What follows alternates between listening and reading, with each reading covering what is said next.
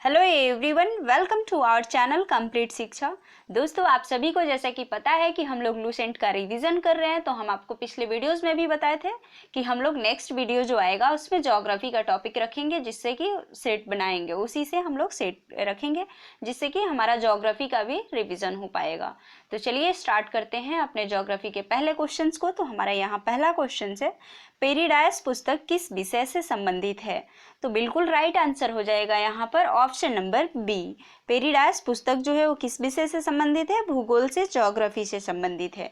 पेरिडाइस पुस्तक किसके द्वारा लिखा गया है? तो ये हिकेटियस ने इसको लिखा है, और इसमें जो है भूगोलिक तत्वों का क्रमबद्ध रूप से वर्णन किया है। जो हिकेटियस है, इस पुस्तक में भौगोलिक तत्वों को क्रमबद्ध रूप से वर्णन किया है। भूगोल के पिता की बात कर लें तो भूगोल के पिता किसे कहा जाता है? इरेटोस्थेनीज को कहा जाता है। और इरेटोस्थेनीज कहाँ का था? तो इरेटोस्थेनीज जो था वो एक यूनानी विद्वान था। इरेटोस्थेनीज ने भूगोल के लिए सर्वप्रथम ज्योग्राफिका शब्द का प्रयोग किया था। किस शब्द का? ज्योग्राफिका। तो आप इसे भी याद रखेंगे क्योंकि ये इसी से रिलेटेड है। तो आपको यहाँ क्या क्या याद रखना है कि पेरिडाइस पुस्तक भूगोल से संबंधित है, जिसके लेखक हैं हिकेटियस, और जिन्होंने इस पुस्तक में भौगोलिक तत्वों का क्रमबद्ध रूप से वर्णन किया है। और भूगोल के पिता आप सभी को पता होगा कि इरेटोस्थेनीज हैं, और इरेटोस्थेनीज एक यूनानी विद्वान थे, और इन्होंने ही सबसे पहले ज्योग्राफिका शब्द का प्रयोग किया था। नेक्स्ट क्वेश्चंस देखते हैं। नेक्स्ट है, ब्रह्मांड की उत्पत्ति किस सिद्धांत पर आधारित है? ये क्वेश्चंस आपसे एग्जाम में बार बार पूछ लिया जाता है, तो इसलिए आपको पता होना चाहिए।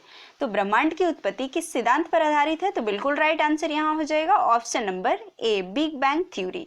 बिग बैंग थ्योरी पे जो ब्रह्मांड की उत्पत्ति हुई थी वो बिग बैंग थ्योरी पे ही आधारित है। बिग बैंग थ्योरी में क्या है? तो बिग बैंग थ्योरी में दो सिद्धांत हैं, जिसको कहते हैं निरंतर उत्पत्ति का सिद्धांत, जिसके इसके प्रतिपादक थे हरमन बॉन्डी, और दूसरा था संकुचन विमोचन का सिद्धांत। डॉक्टर एलन सैंडेज इसके प्रतिपादक थे। तो एक था निरंतर उत्पत्ति का सिद्धांत, जैसा कि आपको नाम से पता चल रहा होगा कि निरंतर उत्पत्ति का मतलब हमेशा ही उसमें उत्पत्ति होते रहना, बदलाव होते रहना। और दूसरा था संकुचन विमोचन का सिद्धांत, कि इसमें क्या होगा? तो सबको एक जगह पे कलेक्ट हो जाना, एक जगह पे जमा होना, संकुचन विमोचन का सिद्धांत था ये। तो इन दोनों को मिला करके ये दोनों सिद्धांत ही कहलाते हैं बिग बैंग थ्योरी, जिस पर ब्रह्मांड की उत्पत्ति हुई थी। इस थ्योरी पर ही ब्रह्मांड का जो उत्पत्ति हुआ था, इस थ्योरी पर ही आधारित है। तो यहाँ नेक्स्ट देखते हैं हम लोग। नेक्स्ट है, आकाश गंगा का आकार कैसा है? आकाश गंगा जिसको हम लोग क्या कहते हैं? मिल्की वे के भी नाम से जानते हैं। तो इसका जो आकार है वो कैसा है? आयताकार है, दीर्घवृत्ताकार है, या सर्पिलाकार है? तो बिल्कुल यहाँ राइट आंसर हो जाएगा option number C. Option number C हो जाएगा, सर्पिलाकार। आकाश गंगा जो हमारी पृथ्वी की मंदाकिनी है, जिसका नाम है आकाश गंगा, जिसको इंग्लिश में मिल्की वे भी कहते हैं, तो इसका जो आकार है वो 80% भाग जो है वो सर्पिलाकार है। और ये सबसे पहले किसने बताया था? तो ये सबसे पहले गैलीलियो ने यह खोज किया था। आकाश गंगा का खोज गैलीलियो ने किया था, और उन्होंने ही ये बताया था कि इसका 80% भाग जो है वो सर्पिलाकार है। और आकाश गंगा मंदाकिनी का खोज तो आपने जान लिया। आकाश गंगा के सबसे नजदीक की जो मंदाकिनी है, क्योंकि ब्रह्मांड में सिर्फ आकाश गंगा ही मंदाकिनी नहीं है, यह आकाश गंगा जो है यह पृथ्वी की मंदाकिनी है, और इस तरह से बहुत सारे मंदाकिनी आकाश में हैं। तो आकाश गंगा के जो सबसे नजदीक की मंदाकिनी का नाम है वो है देवयानी, जिसको इंग्लिश में बोलते हैं एंड्रोमेडा। और अब तक का सबसे ज्ञात नवीनतम मंदाकिनी जो है, इसका नाम है ड्वार्फ मंदाकिनी। तो आप ये भी याद रखेंगे। नेक्स्ट है, सूर्य की ऊर्जा का स्रोत क्या है? सूर्य में ऊर्जा का स्रोत क्या है? सूर्य में जो ऊर्जा आता है वो किस चीज से आता है? तो बिल्कुल यहाँ राइट आंसर हो जाएगा ऑप्शन नंबर बी, नाभिकीय संलयन। सूर्य में ऊर्जा का स्रोत होता है नाभिकीय संलयन। नाभिकीय संलयन कैसे होता है?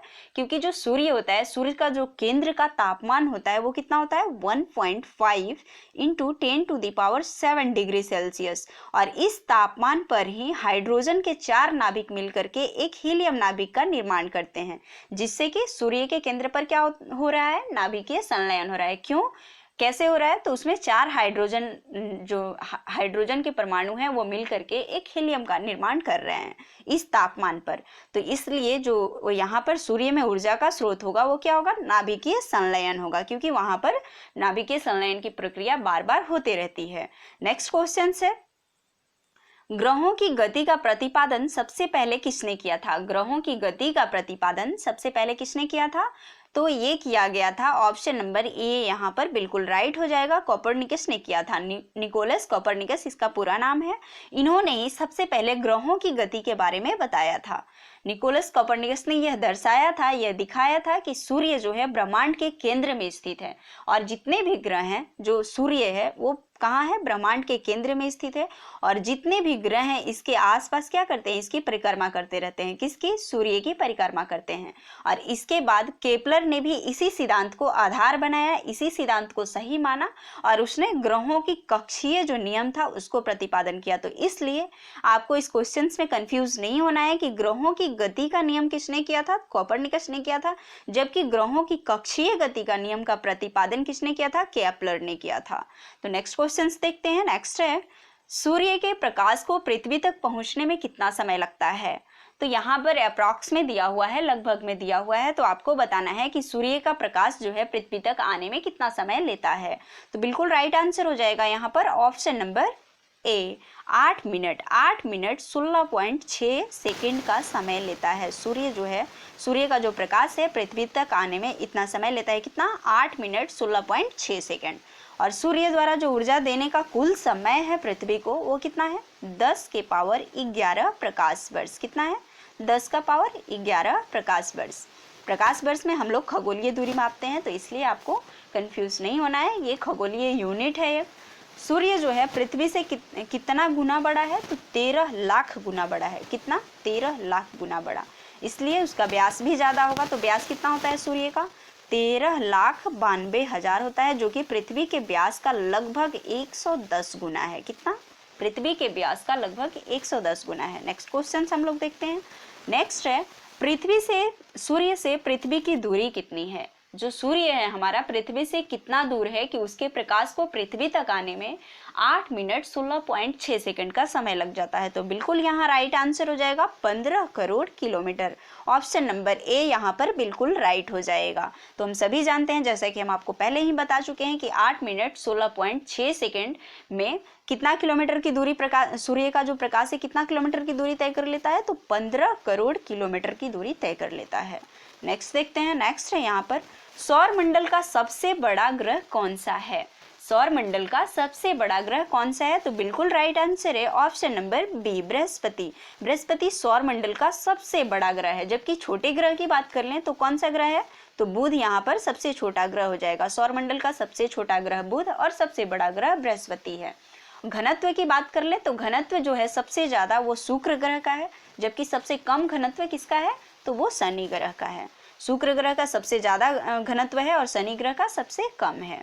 तो आपको याद रखना है, यहाँ पर सौर मंडल का सबसे बड़ा ग्रह बृहस्पति होता है। नेक्स्ट है, किस ग्रह पर चुंबकीय क्षेत्र मौजूद है? तो यहाँ पर जो है ऑप्शन में, इसमें से आपको बताना है कि किस ग्रह पर चुंबकीय क्षेत्र मौजूद है। तो यहाँ बिल्कुल राइट आंसर हो जाएगा ऑप्शन नंबर सी, बुध। बुध ग्रह पर चुंबकीय क्षेत्र मौजूद होता है।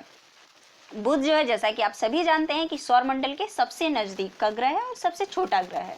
बुध और शुक्र दो ऐसे ग्रह हैं जिनके पास अपना कोई उपग्रह नहीं है और यह सूर्य की परिक्रमा सबसे कम समय में करेगा, क्योंकि यह सूर्य के सबसे नजदीक है। तो कितने दिनों में करता है बुध? तो 88 दिन में ये अपना एक चक्कर पूरा कर लेता है। सूर्य का परिक्रमा 88 दिन में पूरा कर लेता है। नेक्स्ट क्वेश्चन है, टिटॉन किसका उपग्रह है? टिटॉन जो है वो किसका उपग्रह है? तो ये किसका उपग्रह है? तो बिल्कुल राइट आंसर है ऑप्शन नंबर बी, शनि का उपग्रह है टिटॉन। टिटॉन जो है शनि के बारे में बात कर ले यहाँ पर, तो शनि जो है सौरमंडल का दूसरा सबसे बड़ा ग्रह है और इसका सबसे बड़ा उपग्रह जो है वो टिटॉन है। शनि में कुल उपग्रहों की संख्या की बात कर लें तो कितना है? 82 हो गया है और इस तरह से शनि के पास सबसे ज़्यादा उपग्रह हैं। तो सबसे ज़्यादा उपग्रहों की संख्या किस ग्रह के पास है? तो शनि ग्रह के पास है और इसके बाद बृहस्पति का नंबर आता है। नेक्स्ट क्वेश्चन देखते हैं। नेक्स्ट है, किस ग्रह पर पृथ्वी के समान ऋतु परिवर्तन होता है? तो कौन सा ऐसा ग्रह है जहां पर पृथ्वी के समान ही ऋतु परिवर्तन होता है? तो नेक्स्ट यहाँ पर जो आंसर हो जाएगा आपका ऑप्शन नंबर ए बिल्कुल राइट हो जाएगा।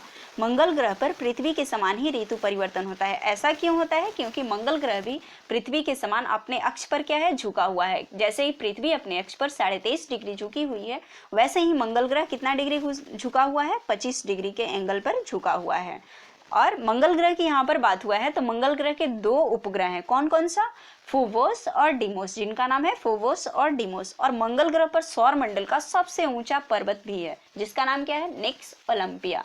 निक्स ओलंपिया जो है वो पृथ्वी के जो माउंट एवरेस्ट है उसके ऊंचाई से कितना गुना बड़ा है, 3 गुना अधिक ऊंचा है। कौन सा, निक्स ओलंपिया। तो निक्स ओलंपिया भी आपका किस ग्रह पर है, मंगल ग्रह पर ही, जो सौर मंडल का सबसे बड़ा पर्वत है। तो आपको याद रखना है ये सब जितने भी हम आपको बताते हैं क्वेश्चन से कनेक्ट कर करके, तो ये सब एग्जाम के लिए इंपॉर्टेंट है, ऐसे भी क्वेश्चंस पूछ लिए जाते हैं। तो इसलिए आप हर एक चीज को ध्यान से सुने और यदि आपको आंसर इसका आ रहा हो तो आप कमेंट में जरूर कमेंट करते रहें।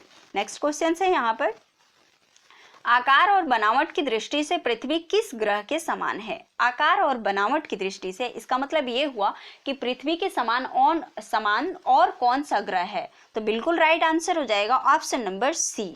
जैसा कि आप सभी सुने होंगे कि पृथ्वी ग्रह का भाग्नि किसको कहा जाता है, तो शुक्र ग्रह को कहा जाता है। पृथ्वी का बहन किसको कहा जाता है, तो वो भी शुक्र को ही कहा जाता है। क्यों कहा जाता है, क्योंकि ये आकार और बनावट की दृष्टि से एकदम पृथ्वी के समान ही है। शुक्र ग्रह सौर मंडल का सबसे चमकीला और गर्म ग्रह भी है। तो आप ये भी याद रखेंगे, आपसे ऐसे भी पूछा जा सकता है कि सौर मंडल का सबसे चमकीला ग्रह और गर्म ग्रह कौन सा है, तो ये हो जाएगा आपका राइट आंसर यहाँ पर शुक्र ग्रह हो जाएगा। नेक्स्ट क्वेश्चन देखते हैं। नेक्स्ट है, प्लूटो को ग्रह की श्रेणी से कब हटा दिया गया है। प्लूटो जो था वो पहले ग्रह ही था, सौर मंडल में पहले 9 ग्रह थे, लेकिन प्लूटो को जब से ग्रह की श्रेणी से हटा दिया गया तब हमारे सौर मंडल में केवल 8 ग्रह बच गए हैं। तो इसको कब हटाया गया, तो इसको हटाया गया था 2006 में। 24 अगस्त 2006 को अंतर्राष्ट्रीय खगोल विज्ञानी संघ आयोजित किया गया था। इसका एक सम्मेलन हुआ था प्राग, जो कि चेक गणराज्य में पड़ता है, वहां पर ये सम्मेलन आयोजित हुआ था और वहीं पर प्लूटो को ग्रह की श्रेणी से हटा दिया गया था। कब, 24 अगस्त 2006 को। क्यों हटाया गया था, क्योंकि जो प्लूटो था इसकी जो कक्षा थी वो वृत्तीय कक्षा नहीं थी और यह जो है वरुण जो ग्रह है उसके कक्षा को काटता है, उसके कक्षा से होकर गुजरता है, इसलिए प्लूटो ग्रह को बौने ग्रह के श्रेणी में रख दिया गया है, ग्रह की श्रेणी से हटा दिया गया है। तो 2006 के बाद इसको ग्रह होने का जो दर्जा था वो समाप्त हो गया। नेक्स्ट क्वेश्चन है यहाँ पर, चंद्रमा की सतह और उसकी आंतरिक स्थिति का अध्ययन क्या कहलाता है। तो चंद्रमा की जो सतह है और उसके मतलब चंद्रमा के अध्ययन को हम लोग क्या कहते हैं, तो यहाँ बिल्कुल राइट आंसर हो जाएगा option number B, selenology. Selenology में हम लोग क्या करते हैं, चंद्रमा की सतह और उसकी आंतरिक स्थिति का अध्ययन करते हैं। और कॉस्मोलॉजी में क्या होता है, तो ब्रह्मांड का अध्ययन होता है। नेक्स्ट क्वेश्चन देखते हैं हम लोग। नेक्स्ट है यहाँ पर, चंद्रमा के चट्टानों में अत्यधिक मात्रा में क्या पाया जाता है। चंद्रमा पर जो चट्टान पाए जाते हैं उसमें वहां से लाए गए चट्टान को सर्च किया गया तो उसमें किस चीज की मात्रा सबसे अधिक पाई गई है, तो बिल्कुल राइट आंसर हो जाएगा ऑप्शन नंबर सी, टाइटेनियम। चंद्रमा के चट्टानों में अत्यधिक मात्रा में टाइटेनियम पाया जाता है। चंद्रमा भी पृथ्वी जितना ही पुराना है, जितना पृथ्वी पुराना है उतना ही चंद्रमा पुराना है। लगभग कितना पुराना है, तो 460 करोड़ वर्ष पुराना है चंद्रमा। और चंद्रमा का जो चट्टान है उसमें टाइटेनियम जो है वो सबसे अधिक मात्रा में पाया जाता है। नेक्स्ट है, पृथ्वी किस कक्षा में परिक्रमण करती है। पृथ्वी की जो कक्षा है, जो जिस कक्षा में वो सूर्य का परिक्रमा करती है, तो वो किस कक्षा में परिक्रमा करती है, तो इसका राइट आंसर हो जाएगा ऑप्शन नंबर बी, दीर्घवृत्तीय कक्षा में पृथ्वी जो है सूर्य की परिक्रमा जो है दीर्घवृत्तीय कक्षा में करती है। दीर्घवृत्तीय मतलब एलिप्स के शेप में ये करती है, इसीलिए ये क्या होती है, पृथ्वी की कभी कभी सूर्य के नजदीक आती है तो सूर्य के दूर चली जाती है। तो पृथ्वी जो है दीर्घवृत्तीय कक्षा के परिक्रमण के कारण ही ऐसा होता है। तो ये पृथ्वी जो है 3 जनवरी को सब सूर्य के सबसे नजदीक आ जाती है, जिसको हम लोग क्या कहते हैं, 3 जनवरी को उपसौर की घटना कहते हैं। और 4 जुलाई को यह पृथ्वी जो है सूर्य से सबसे दूर, यानी मान लीजिए यहाँ पर सूर्य है और ये यहाँ पर आती है, तो 4 जुलाई को ये आती है यहाँ पर, तो उस समय को हम लोग अपसौर कहते हैं। और 3 जनवरी को जो होता है, मान लीजिए ये यहाँ या यहाँ रहती है, तो इस टाइम को क्या कहते हैं, उपसौर की घटना कहते हैं। तो आप इसे भी याद रखेंगे कि दीर्घवृत्तीय कक्षा में पृथ्वी के घूमने के कारण ही उपसौर और अपसौर की घटना सामने आती है। नेक्स्ट है यहाँ पर, पृथ्वी की चाल कितनी होती है। पृथ्वी जो है किस चाल से घूम रही है, तो पृथ्वी की चाल कितनी होती है, तो बिल्कुल यहाँ राइट आंसर हो जाएगा ऑप्शन नंबर सी, ए और बी दोनों। सॉरी यहाँ पर सेकेंड होगा, तब ये ए और बी दोनों हो जाएगा। बिल्कुल राइट आंसर हो जाएगा यहाँ पर क्या, ऑप्शन नंबर ए बिल्कुल राइट आंसर हो जाएगा। पृथ्वी की चाल कितनी होती है, 1610 किलोमीटर प्रति घंटा। 1610 किलोमीटर प्रति घंटा से यह सूर्य की परिक्रमा कर रही है। कौन, पृथ्वी। तो ये पृथ्वी का चाल है और ये 27 किलोमीटर प्रति मिनट आएगा, तब ये जाकर के सी ऑप्शन बिल्कुल राइट आंसर हो जाएगा। लेकिन यहाँ पर घंटा है तो ये गलत हो जाएगा। नेक्स्ट है यहाँ पर, शून्य अक्षांश एवं शून्य देशांतर किस महासागर में है। शून्य अक्षांश, जो कि अक्षांश किसको कहते हैं, जो उत्तर से दक्षिण की ओर खींची जाती है मतलब, और जो ऊपर से नीचे की तरफ खींची जाती है उसको कहते हैं हम लोग देशांतर। तो ये जो शून्य वाला देशांतर है और शून्य वाला अक्षांश है वो किस महासागर में है, किस महासागर में स्थित है। तो बिल्कुल यहाँ पर इसका राइट आंसर क्या हो जाएगा आपका, अटलांटिक महासागर हो जाएगा। किस महासागर में पड़ता है, बिल्कुल राइट आंसर हो जाएगा ऑप्शन नंबर बी, अटलांटिक महासागर में ये पड़ता है। कहाँ कहाँ पर, तो ये शून्य जो है, शून्य अक्षांश एवं शून्य देशांतर जो है, ये दोनों कहाँ पर पड़ता है, अटलांटिक महासागर में। तो आपको याद रखना है। नेक्स्ट है यहाँ पर, पृथ्वी पर दिन और रात कब बराबर होते हैं। किस दिन दिन और रात पृथ्वी पर बराबर, बिल्कुल राइट आंसर है यहाँ पर ऑप्शन नंबर सी, 23 सितंबर और 21 मार्च को पृथ्वी पर दिन और रात दोनों बराबर होते हैं। क्यों, क्योंकि इस समय जो सूर्य की किरणें होती है वो विषुवत रेखा पर लंबवत पड़ती है, सीधे सामने पड़ती है, जिससे पृथ्वी पर क्या होता है, पृथ्वी पर दिन और रात दोनों का समय जो होता है वो बराबर हो जाता है। नेक्स्ट है यहाँ पर, तो आपको यहाँ डेट याद रखना इंपॉर्टेंट हो जाएगा, 23 सितंबर और 21 मार्च को दिन और रात दोनों बराबर होता है। नेक्स्ट है यहाँ पर, दो देशांतरों के बीच की दूरी कितनी होती है। दो देशांतर जो खींचे जाते हैं, जो ऊपर से नीचे की तरफ खींचे जाते हैं, तो उन देशांतरों के बीच की जो दूरी होती है वो कितनी होती है, तो 111 किलोमीटर, 111.32 किलोमीटर होगा, 32 किलोमीटर हो जाएगा। अब यहाँ पर ये जो दिया हुआ है ऑप्शन नंबर ए में 111 किलोमीटर, तो ये दो अक्षांशों के बीच की दूरी होती है। देशांतर रेखा जो कि हमेशा उत्तर से दक्षिण की तरफ खींची जाती है, तो ये भी आप याद रखेंगे। जबकि जो अक्षांश जो होता है वो कहाँ से खींचा जाता है, तो पश्चिम से पूरब की तरफ, पूरब से पश्चिम की तरफ खींचा जाता है। और अक्षांश रेखा एक दूसरे का समांतर खींचा जाता है, जबकि देशांतर रेखाएं एक दूसरे का समांतर नहीं होती हैं, कभी भी एक दूसरे का समांतर नहीं होती है। और ये दोनों रेखाएं उत्तरी और दक्षिणी ध्रुव पर एक दूसरे से क्या करती हैं, मिलती हैं।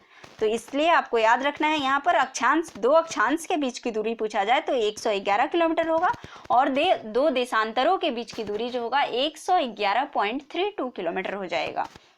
नेक्स्ट देखते हैं यहाँ पर, नेक्स्ट क्वेश्चन से, चंद्र ग्रहण कब लगता है। तो चंद्र ग्रहण कब लगता है, पूर्णिमा के दिन। और पूर्णिमा के दिन क्यों लगता है, तो इसका रीजन क्या होता है, जब सूर्य और चंद्रमा के बीच में पृथ्वी आ जाती है तब क्या होता है, चंद्र ग्रहण की स्थिति पैदा हो जाती है। और ये मैक्सिमम जो होता है कब लगता है, तो पूर्णिमा के दिन ही लगता है। जो चंद्र ग्रहण होता है वो पूर्णिमा की रात में ही हमेशा क्या होता है, लगता है। हर पूर्णिमा को चंद्र ग्रहण नहीं लगता है। क्यों नहीं लगता है, क्योंकि चंद्रमा और पृथ्वी की कक्षा में 5 डिग्री का अंतर होता है। जो चंद्रमा और पृथ्वी जो है एक दूसरे को चक्कर लगा रहे हैं, तो इन दोनों के चक्कर लगाने की कक्षा में समझ सकते हैं आप इसको कि इन दोनों के रास्ते के बीच में 5 डिग्री का अंतर होता है। तो इससे क्या होता है कि चंद्रमा जो है कभी कभी पृथ्वी के नीचे से या ऊपर से निकल जाती है। तो इसलिए हर पूर्णिमा को चंद्र ग्रहण नहीं लग पाता है। जब ये बीच में आता है, जब ऐसा कंडीशन अराइज होता है कि सूर्य और चंद्रमा के बीच में पृथ्वी आ जाती है घूमते घूमते, तो उस दिन, उस पूर्णिमा की रात को क्या होता है, चंद्र ग्रहण लगता है। और कब सूर्य ग्रहण की बात कर ले तो सूर्य ग्रहण में क्या हो जाता है, सूर्य और पृथ्वी के बीच में चंद्रमा आ जाती है, तो उस समय सूर्य ग्रहण लगता है। नेक्स्ट है यहाँ पर, एक देशांतर का अंतर होने पर समय में कितने मिनट का अंतर हो जाता है। देखिए, एक देशांतर को जब हम लोग बढ़ते हैं, एक देशांतर को छोड़ के दूसरे देशांतर पर आते हैं, तो इन दोनों के बीच के अंतर होने से मिनट में जो समय होता है वो कितने मिनट का अंतर हो जाता है। तो बिल्कुल राइट आंसर हो जाएगा ऑप्शन नंबर बी, 4 मिनट का अंतर हो जाता है। देशांतर जो कि जानते हैं आप सभी, पूरब की ओर बढ़ने पर क्या होता है, देशांतर में यदि आप पूरब की तरफ बढ़ रहे हैं तो समय क्या होता है, बढ़ते जाता है, और पश्चिम की तरफ बढ़ेंगे तो घटते जाता है। ऐसा इसलिए होता है क्योंकि पृथ्वी की जो परिक्रमण की जो स्थिति है वो कैसे करती है, पश्चिम से पूरब की ओर सूर्य की परिक्रमा करती है, जिसके कारण यदि हम लोग पूरब की ओर जाते हैं तो देशांतर में अंतर होने के साथ साथ समय भी बढ़ता जाता है, और हम लोग यदि पश्चिम की तरफ जाते हैं तो देशांतर में अंतर होने के साथ साथ समय जो होता है वो क्या होता है, घटता है। नेक्स्ट है यहाँ पर, देशांतर रेखाओं की संख्या कितनी है? देशांतर रेखाओं की संख्या कितनी होती है? तो बिल्कुल राइट आंसर हो जाएगा यहाँ पर ऑप्शन नंबर बी। देशांतर रेखाओं की कुल जो संख्या है वो कितनी है? 24 है। संपूर्ण जो पृथ्वी है उसको 24 देशांतरों में क्या किया गया है? डिवाइड किया गया है, उसको 24 देशांतरों में बांटा गया है। दो देशांतर रेखाओं के बीच की दूरी, बीच जो होता है कोण का कितना अंतर होता है? 15 डिग्री के कोण के बराबर होता है। और 180 डिग्री जो देशांतर है, जो 180 पर आता है, उसको 1884 ईस्वी में वाशिंगटन में एक सभा हुआ था, अंतर्राष्ट्रीय तिथि रेखा, जिसको माना गया है, किसको? 180 को। और कब माना गया है? 1884 में। तो आपको ये भी याद रखना है कि अंतर्राष्ट्रीय तिथि रेखा का जो निर्धारण होता है वो कहाँ से होता है? तो 180 डिग्री देशांतर से होता है। और 1 डिग्री से मतलब यदि आप दो देशांतरों के बीच का देखें तो कितने कोण, कितने एंगल का होता है? तो 15 डिग्री का अंतर होता है। डिग्री में 15 और मिनट में जाएंगे तो 4 मिनट का अंतर होता है। तो 180 डिग्री देशांतर को अंतर्राष्ट्रीय तिथि रेखा माना गया है। और अंतर्राष्ट्रीय तिथि रेखा जो है वो बेरिंग जल संधि जो है उसका समांतर होता है। नेक्स्ट है यहाँ पर विषुवत रेखा क्या है? विषुवत रेखा क्या है, यानी विषुवत रेखा किसे कहते हैं? तो विषुवत रेखा जो होता है शून्य अंश अक्षांश जो है उसको ही हम लोग विषुवत रेखा कहते हैं। जो 0 डिग्री अक्षांश है उसको हम लोग क्या कहते हैं? विषुवत रेखा कहते हैं। इसे ही हम लोग क्या कहते हैं और किस नाम से जानते हैं? भूमध्य रेखा के भी नाम से जानते हैं। विषुवत रेखा उत्तरी और दक्षिणी ध्रुव के बीचों बीच एकदम स्थित है। कहाँ से? उत्तरी और दक्षिणी ध्रुव के बीचों बीच, मतलब यहाँ का भी दूरी बराबर होगा और यहाँ का भी दूरी बराबर होगा। इस विषुवत रेखा से यदि आप ऊपर की तरफ बढ़ते हैं तो इसे कहते हैं क्या? उत्तरी गोलार्ध। और नीचे की तरफ यदि आप जाते हैं तो दक्षिणी गोलार्ध कहते हैं। और 23.5 डिग्री पर यदि आप आते हैं इस 0 डिग्री मतलब विषुवत रेखा से 0 डिग्री अंश अक्षांश से, तो 23.5 डिग्री को हम लोग कर्क रेखा कहते हैं। और 23.5 डिग्री यदि आप नीचे की तरफ आते हैं, दक्षिण की तरफ आते हैं, तो इसको कहते हैं हम लोग क्या? मकर रेखा कहते हैं। तो इन सभी को आप याद रखेंगे। नेक्स्ट है यहाँ पर शीतोष्ण कटिबंध का तापमान कितना होता है? शीतोष्ण कटिबंध पूरे पृथ्वी को तापमान के अकॉर्डिंग 4 भागों में बांटा गया है। किसमें किसमें? उष्ण कटिबंध, उपोष्ण कटिबंध, शीतोष्ण और ध्रुवीय कटिबंध। तो इसमें जो है शीतोष्ण जो कटिबंध है उसका तापमान आपसे पूछा गया है। तो शीतोष्ण जो कटिबंध होता है उसका तापमान जो होता है, यहाँ राइट आंसर हो जाएगा ऑप्शन नंबर सी, 45 डिग्री से 66 डिग्री के बीच में उसका तापमान होता है, जिसे कि हम लोग शीतोष्ण कटिबंध कहते हैं। और इस क्षेत्र में क्या होता है कि हमेशा जो ताप रहता है, जो तापमान रहता है वो हमेशा कम रहता है, क्योंकि यहाँ जो सूर्य की किरणें होती हैं शीतोष्ण कटिबंध में वो कैसी पड़ती हैं? तिरछी पड़ती हैं। तो पूरा आता नहीं है, इसीलिए यहाँ का जो तापमान होता है हमेशा कम रहता है। नेक्स्ट है यहाँ पर नेक्स्ट क्वेश्चन से पृथ्वी के भूप्रपटी का औसत घनत्व कितना होता है? पृथ्वी का जो भूप्रपटी है, जो ऊपर का भाग है, उसका जो घनत्व होता है वो कितना होता है? तो बिल्कुल राइट आंसर हो जाएगा यहाँ पर ऑप्शन नंबर ए। यहाँ हो जाएगा 2.7 ग्राम पर cm³ हो जाएगा। बिल्कुल राइट आंसर यहाँ हो जाएगा, ग्राम यहाँ पर छूट गया है टाइपिंग मिस्टेक से, 2.7 ग्राम पर cm³ हो जाएगा। तो देखिए पृथ्वी का जो भूप्रपटी है, जिसको इंग्लिश में क्या कहते हैं? क्रस्ट कहते हैं, उसका घनत्व जो होता है वो कितना होता है? 2.7 ग्राम पर cm³। और ये जो होता है पृथ्वी के कुल आयतन का कितना होता है? 0.5% भाग ही पर क्या है? क्रस्ट विद्यमान है। मतलब भूप्रपटी जो है पूरा पृथ्वी का 0.5% भाग पर ही है। नेक्स्ट क्वेश्चन देखते हैं हम लोग। नेक्स्ट है यहाँ पर पृथ्वी पर एल्यूमिनियम की मात्रा कितनी है? तो पृथ्वी पर एल्यूमिनियम की मात्रा तीसरे स्थान पर आती है। सबसे ज्यादा क्या है? ऑक्सीजन है, उसके बाद सिलिकॉन है, उसके बाद एल्यूमिनियम का नंबर आता है। तो एल्यूमिनियम पृथ्वी पर कितना प्रतिशत है? बिल्कुल राइट आंसर हो जाएगा ऑप्शन नंबर बी, 8.13% एल्यूमिनियम है पृथ्वी पर, जबकि 46.8% ऑक्सीजन है और 27.7% क्या है? सिलिकॉन विद्यमान है पृथ्वी के भूप्रपटी पर। तो आप इसे भी ध्यान रखेंगे कि कहाँ पर पूछ रहा है आपसे। तो पृथ्वी के भूप्रपटी पर एल्यूमिनियम की मात्रा जो है वो 8.13% है। नेक्स्ट क्वेश्चन देखते हैं। पृथ्वी के किस भाग पर मैग्मा चैम्बर पाया जाता है? पृथ्वी के किस भाग पर मैग्मा चैम्बर पाया जाता है? तो बिल्कुल राइट आंसर यहाँ पर ऑप्शन नंबर सी हो जाएगा।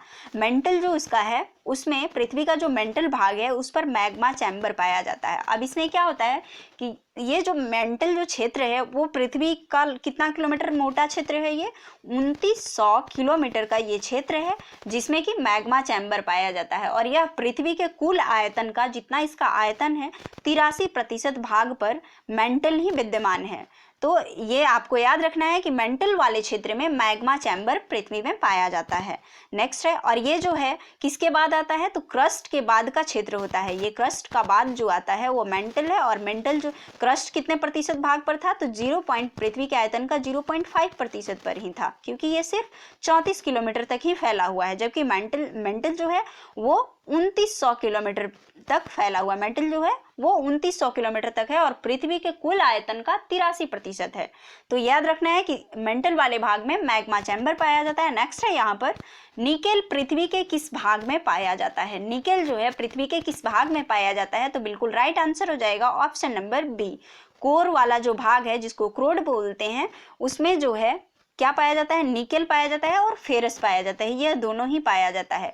और ये जो कोर भाग है वो कहाँ है, पृथ्वी के केंद्र वाले भाग में है। इससे पहले आपने पढ़ा था क्रस्ट के बारे में, उसके बाद मेंटल आया, और तीसरा जो आता है जो कि केंद्रीय भाग है जिसको कहते हैं हम लोग क्रोड या इंग्लिश में कहते हैं कोर, और इसमें पाया जाता है निकेल और फेरस। और ये जो है एकदम प्लास्टिक जैसा होता है, एकदम द्रव्य की तरह पिघला हुआ है, क्योंकि ये केंद्रीय भाग होता है और नीचे जाने के साथ साथ क्या होता है, ताप में वृद्धि होती है। तो इसीलिए जो केंद्र वाला भाग है वो प्लास्टिक की तरह पतला, मतलब कि द्रव के समान होता है। नेक्स्ट है यहाँ पर, पृथ्वी का औसत घनत्व कितना होता है। तो पृथ्वी का जो औसत घनत्व है वो कितना होता है, तो यहाँ राइट आंसर है ऑप्शन नंबर बी, 5.5 ग्राम पर सीएम क्यूब होता है। पृथ्वी का औसत घनत्व 5.5 ग्राम पर सीएम क्यूब। इसमें मैं आपको कुछ समझा नहीं सकती क्योंकि ये डाटा है तो आपको याद करना ही होगा। नेक्स्ट है यहाँ पर, ये डायरेक्ट ऐसे क्वेश्चंस पूछे जाते हैं।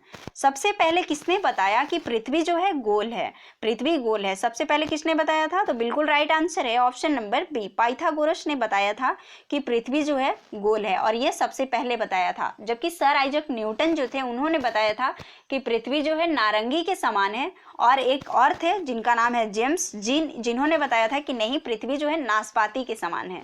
तो ये सबका अपना अपना मत है, लेकिन सबसे पहले पाइथागोरस ने कहा था कि पृथ्वी गोल है, और इनका ही अभी तक मतलब सटीक, सबसे सटीक हुआ है कि पृथ्वी जो है गोल है। नेक्स्ट है यहाँ पर, पृथ्वी की अधिकतम ऊंचाई एवं गहराई के बीच कितना अंतर है। पृथ्वी का अधिकतम ऊंचाई जो कि माउंट एवरेस्ट का है, और अधिकतम गहराई जो कि मेरियाना ट्रेंच है, तो इन दोनों के बीच का जो दूरी लिया गया है, जो अंतर होता है वो कितना होता है, तो बिल्कुल राइट आंसर हो जाएगा यहाँ पर ऑप्शन नंबर बी, 20 किलोमीटर का अंतर होता है। कितना अंतर है, ऊंचाई और गहराई के बीच में 20 किलोमीटर का, तो आप इसे याद रखेंगे। नेक्स्ट है यहाँ पर, पृथ्वी के कितने प्रतिशत भाग पर स्थल है। आप सभी को पता है कि पृथ्वी का 2/3 भाग जल से ढका हुआ है, तो यहाँ पर क्वेश्चंस पूछा है कि पृथ्वी का कितना प्रतिशत भाग पर स्थल है, मतलब जमीन है। तो बिल्कुल राइट आंसर है यहाँ पर ऑप्शन नंबर ए, 29% भाग पर स्थल पाया जाता है, जबकि 71% भाग जो है जल से ढका हुआ है, जलमग्न है पृथ्वी का 71% भाग। नेक्स्ट है, बेसाल्ट चट्टान किसकी अधिकतम मात्रा होती है। बेसाल्ट चट्टानों में किसकी अधिकतम मात्रा होती है, तो बिल्कुल राइट आंसर हो जाएगा यहाँ पर, क्या हो जाएगा, बेसाल्ट चट्टान में सबसे ज्यादा लोहा पाया जाता है। ऑप्शन नंबर बी यहाँ पर बिल्कुल राइट हो जाएगा। बेसाल्ट चट्टान जो कि आग्नेय चट्टान में पाया जाता है, बेसाल्ट चट्टान जो है वो आग्नेय चट्टान में होता है, और इसमें जो है सबसे ज्यादा लोहा पाया जाता है। और ये जो चट्टान का जब क्षरण होता है तो उससे क्या बनती है, काली मिट्टी बनती है, काली मिट्टी, जिसे रेगुड़ मिट्टी के भी नाम से जानते हैं आप। नेक्स्ट है यहाँ पर, किस चट्टान में जीव जंतुओं का जीवाश्म पाया जाता है। कौन सा ऐसा चट्टान है जिसमें जीव जंतुओं का जीवाश्म पाया जाता है, तो बिल्कुल राइट आंसर यहाँ पर हो जाएगा ऑप्शन नंबर बी, औषधि चट्टान में जीव जंतुओं का अवशेष और वनस्पतियों का अवशेष भी पाया जाता है। तो यहाँ पर आप याद रखेंगे कि औषधि चट्टान में क्या पाया जाता है, जीव जंतुओं का जीवाश्म पाया जाता है। औषधि चट्टान की बात कर ले तो इस चट्टान में, ये जो चट्टान होती है एकदम परत बाई परत होती है, क्योंकि जैसे जैसे पृथ्वी पर जो इसका प्रकृति का जो ताप है और इन सब के जो अराइज होते हैं, जो घटना अराइज होता है, इससे क्या होता है कि ये परत वाइज परत बनते जाता है। तो इसलिए औषधि चट्टान जो होता है वो परतदार होता है, और इस चट्टान में सबसे ज्यादा लोहा पाया जाता है, कोयला पाया जाता है, और सीमेंट बनाने की भी चट्टानें इसमें पाई जाती है, और खनिज तेल का भी उत्पादन इसी चट्टान में ही पाया जाता है। खनिज तेल, पेट्रोलियम, ये सब जो होते हैं किस चट्टान में होते हैं, औषधि चट्टान में ही पाए जाते हैं। नेक्स्ट है यहाँ पर, मैग्मा या लावा के जमने से कौन सी चट्टान बनती है? जब मैग्मा या लावा जो होता है, जो कि एकदम कैसा होता है, तो एकदम धुआं की तरह होता है, एकदम पिघला हुआ पदार्थ होता है मैग्मा। तो ये जो होता है, इसके जमने से कौन सी चट्टान का निर्माण होता है, ये आपसे पूछ लिया गया है। तो इसके जमने से क्या बन जाता है? आग्नेय चट्टान का निर्माण होता है। बिल्कुल राइट आंसर हो जाएगा यहाँ पर ऑप्शन नंबर सी, आग्नेय चट्टान। मैग्मा और लावा के जमने से कौन सा चट्टान बनता है? आग्नेय चट्टान बनता है। और आग्नेय चट्टान में क्या क्या पाया जाता है? लोहा, निकेल, तांबा, जस्ता, सीसा, कोबाल्ट, सोना जैसे ये सभी धातुएं पाई जाती हैं। आग्नेय चट्टान जो होता है वो धातुओं से भरपूर होता है। और आग्नेय चट्टान के कुछ और उदाहरण की बात कर लें तो क्या होता है? लैकोलिथ, बैथोलिथ, फैकोलिथ, ये सभी जो हैं ये क्या है? आग्नेय चट्टान के ही उदाहरण हैं। नेक्स्ट है यहाँ पर, ऐसे भी क्वेश्चंस पूछा जाता है कि लैकोलिथ किसका उदाहरण है, किस चट्टान का उदाहरण है, तो आप बता सकते हैं कि ये आग्नेय चट्टान का उदाहरण है। नेक्स्ट है यहाँ पर, दिल्ली का लाल किला किस चट्टानों के पत्थरों से बनाया गया है? दिल्ली का जो लाल किला है या फिर आगरा का जो ताजमहल बनाया गया है वो किस चट्टान के पत्थरों से बनाया गया है, मतलब उसमें किस चट्टान का उपयोग हुआ है? तो बिल्कुल राइट आंसर यहाँ पर हो जाएगा ऑप्शन नंबर सी, कयांत्रित चट्टान। कयांत्रित चट्टान से दिल्ली का लाल किला को बनाया गया है। अब कयांत्रित चट्टान में क्या होता है कि इसमें जो होता है कि ये जो होता है चेंज हो जाता है, इससे सॉरी यहाँ पर हो जाएगा आपका औसादी चट्टान, कयांत्रित नहीं औसादी चट्टान होता है। दिल्ली का लाल किला औसादी चट्टान से बनाया गया है। और आगरा का भी लाल किला, इसमें क्या यूज किया गया है? बलुआ पत्थर को यूज किया गया है। बलुआ पत्थर से दिल्ली का जो लाल किला है वो बनाया गया है। नेक्स्ट है यहाँ पर, ग्रेफाइट किस चट्टान का उदाहरण है? ग्रेफाइट जो है वो किस चट्टान का उदाहरण है? तो बिल्कुल राइट आंसर है यहाँ पर ऑप्शन नंबर सी, कयांत्रित चट्टान का ये उदाहरण है। कयांत्रित में क्या होता है कि आग्नेय और औसादी का ही बदला हुआ रूप होता है। आग्नेय और औसादी चट्टान जब कुछ समय के बाद बदलते हैं, अपना रूप बदलते हैं, तो उससे जो बनता है उस चट्टान को हम लोग कहते हैं कयांत्रित चट्टान, जिसको इंग्लिश में बोलते हैं मेटामॉर्फिक। तो कयांत्रित जो ग्रेफाइट जो है वो किससे बनता है? बिटुमिनस कोयला से ही ये ग्रेफाइट बनता है और ये कयांत्रित चट्टान होता है। प्रकृति में ये क्यों बदल जाता है? जो आग्नेय और अवसादी चट्टान जो है कयांत्रित का रूप कैसे लेता है? तो प्रकृति में ताप और दाब में कुछ रासायनिक क्रियाएं होती है जिसके कारण ये क्या होता है? अपना रूप बदल देता है। जैसे कि बलुआ पत्थर जो है वो क्वार्टजाइट में बदल जाता है, चूना पत्थर जो है वो संगमरमर में बदल जाता है, जबकि लिग्नाइट कोयला एंथ्रासाइट कोयला में बदल जाता है। और ग्रेफाइट को आपने देखा कि किस में बदल जाता है? तो ग्रेफाइट जो बिटुमिनस जो कोयला होता है वो ग्रेफाइट में बदल जाता है। नेक्स्ट है यहाँ पर, पृथ्वी का सबसे नीचा क्षेत्र कौन सा है? पृथ्वी का जो सबसे नीचा क्षेत्र है, सबसे नीचे का क्षेत्र जो है वो कौन सा है? मृत सागर हो जाएगा। यहाँ राइट आंसर क्या है? मृत सागर हो जाएगा। नेक्स्ट है यहाँ पर, दो देशांतर रेखाओं के बीच की दूरी क्या कहलाती है? तो दो देशांतर रेखाओं के बीच की दूरी जो होती है उसे हम लोग क्या कहते हैं? 111.32 किलोमीटर जो होता है, इस दूरी को हम लोग क्या कहते हैं? तो इसको हम लोग कहते हैं गोरे, गोरे नाम से जानते हैं। तो आज के लिए बस इतना ही। आपको ये वीडियो अच्छा लगा हो तो आप इसे लाइक करें और ज़्यादा से ज़्यादा लोगों के साथ शेयर करें, जिससे कि हमसे ज़्यादा से ज़्यादा लोग जुड़ पाए और हम इसको कंटिन्यू रख सकें। Thank you.